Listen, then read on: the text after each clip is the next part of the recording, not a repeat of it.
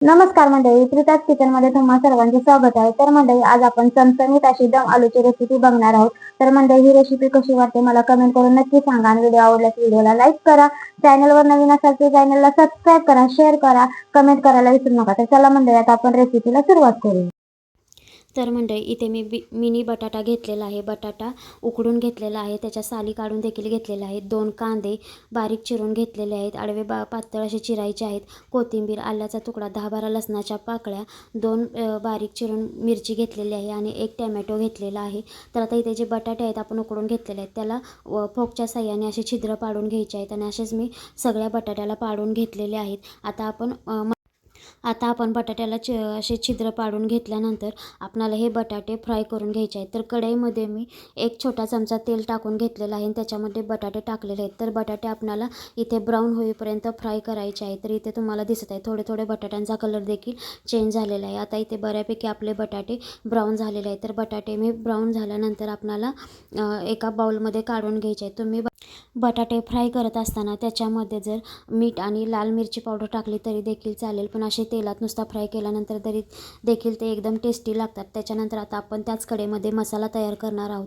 तर मसाला तयार करण्यासाठी इथे मी जो आपण चिरलेला कांदा होता तो पातळ उभा चिरून घेतला होता, तो कांदा, नंतर टॅमॅटो, हिरवी मिरची, लसूण, आलं, कोथिंबीर आणि थोडेसे मगजबी 1-1.5 चमचा टाकून घेतलेले आहेत आणि 2 लाल मिरची, बेडगी मिरची टाकलेली आहे. तर हे आपणाला त्याच कढईमध्ये व्यवस्थित असं भाजून घ्यायचं आहे, थोडंसं ब्राऊन होऊन द्यायचं आहे आणि त्याच्यानंतर थंड झाल्यानंतर हे आपल्याला मिक्सरमधून काढून घ्यायचं आहे.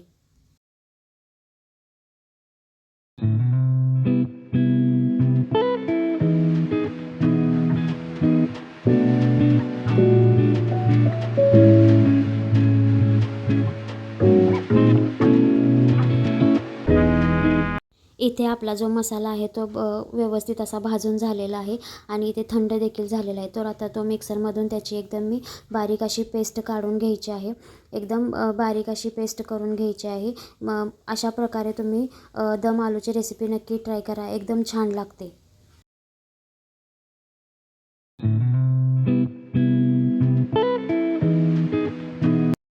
मसाल्याची बारीक अशी पेस्ट करून तयार झालेली आहे. आता आपण भाजी करण्यासाठी घेऊया. तर भाजी करण्यासाठी मी गॅसवरती कढई ठेवलेली आहे. तर त्याच्यामध्ये मी 2 ते 2.5 चमचे तेल टाकलेलं आहे आणि त्याच्यामध्ये थोडंसं बटर देखील टाकलेलं आहे. तर तुम्ही बटर नसेल तर तूप देखील टाकू शकता. तुपाने देखील एकदम दम आलूला एकदम मस्त अशी टेस्ट येते. त्याच्यानंतर आपण जो मसाला केलेला आहे तो मसाला याच्यामध्ये मी ॲड केलेला आहे. मसाला आपल्याला व्यवस्थित असा परतून घ्यायचा आहे.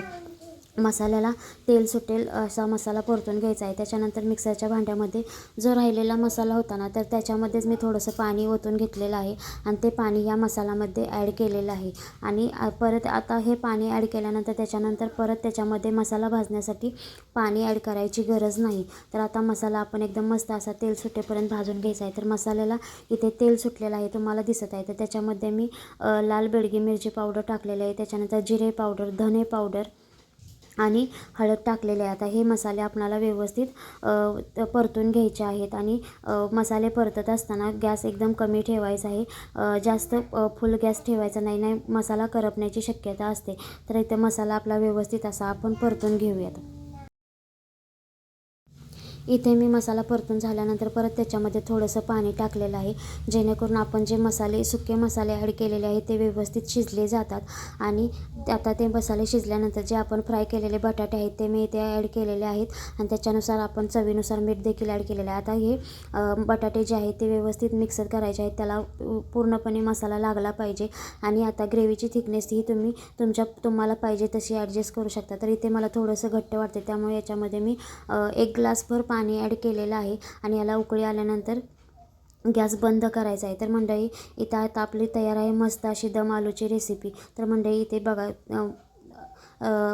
दम आलूला उकळी देखील आलेली आहे बारीक बारीक आणि त्याच्यानंतर मी याच्यामध्ये कोथिंबीर देखील ॲड केलेली आहे. तर मंडळी, इथे आपली तयार आहे मस्त अशी दम आलूची रेसिपी आणि इथे मी हा लसूणी भात केलेला आहे. जर याची देखील रेसिपी तुम्हाला पाहिजे असेल तर मला कमेंट करा, मी याची देखील रेसिपी तुम्हाला नक्की दाखवेल. तर मंडळी, दम आलूची रेसिपी तयार आहे.